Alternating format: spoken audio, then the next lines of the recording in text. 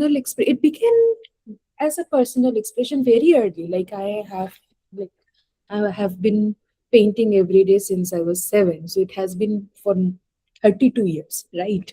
So, and it has always been very much linked to my life, personal experience, my surrounding. But when I realized that, and I didn't know that for a very long time, I didn't know I'm a feminist artist. Later on, so basically, it all came with reading, because with reading about feminist ideology, feminist philosophy, reading Simone de Beauvoir, uh, Angela Davis. That's how it came. Listening to them. So I realized that okay, and when I was in college, that time also my works were centered around female body, female expression, and again equality, equal rights. But at the same time, they were very urbanized. That I didn't realize that time. And later on, especially when I moved to Chennai, and I was introduced to Ambedkarite philosophy. I met people who were Ambedkarite scholars, and I talked to them. Then this intersectionality of feminism became slowly clear to me, and that is how I started to identify the politics of personal identity. My I thought that okay, I never realized the privilege that I had because of my caste. Before I moved to Chennai, I had some idea, but I was not so much aware of it. So there I became very much aware of my life that has been designed because of where I was born, in which family I was born, in which geographical demography I was born. So there were so many factors playing in, right? And also, and see, I grew up in a small town. I studied in government school, Bengali medium government school, but then I had access to books, so many books, and I could read, I could educate myself. That was a huge privilege that I later on I realized. So it's, I'm sorry, I'm taking long because it's a very personal question actually, because this is something that I keep on asking myself, and this is a regular interaction that I am having with myself.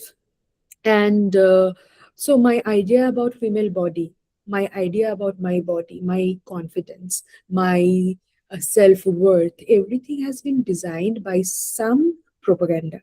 There has been billions-dollar paid to make me feel the way I am feeling, right? So all these realizations, when you are having it, when you are disowning it, behind it, political awareness is something that you are gaining slowly. So you understand the politics of personal identity. And I think that happened after I went to Chennai. That's aha moment, kind of. It started there. The moment is lasting. It is a process of educating myself.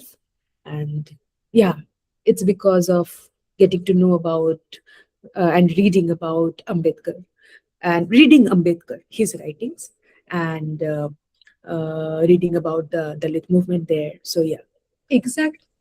You know what? Basically, being aware and also criticizing my family, and understanding that we all have been practicing casteism in some form of the other.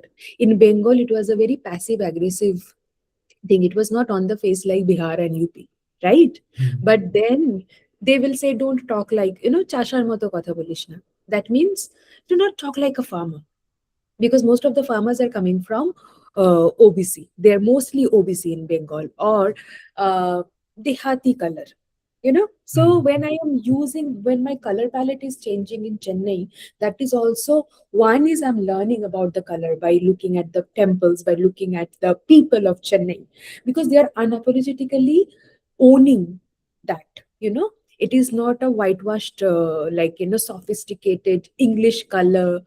That's something that is very popular. All these yellow ochres and burnt sienna and burnt umber. kind of the palette of art. But then, so using colors also as a form of resistance, when you can see it in people, and then you understand that every day of your life, who who I knew who are my oppressors, but I was not clear about whom I am oppressing.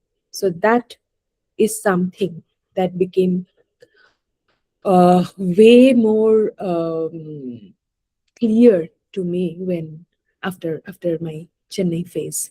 And I think that happens if I travel through Haryana, if I travel through UP, then also it will happen. It's just that I'm living in the city, and I am not paying enough attention. Even in a city, you will observe it. It's in every, like, what do you say, layer of our life.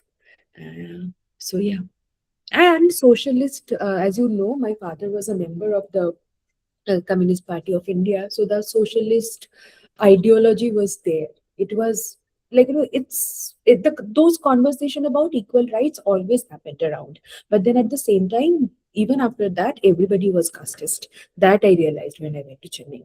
I mean, that's what I'm saying. It's very difficult to, after all, after every realization, after every aha moment, art is essentially personal expression, and you cannot control it. It is not in my control. So my surroundings will always affect me in some way or the other. And it happens, yes.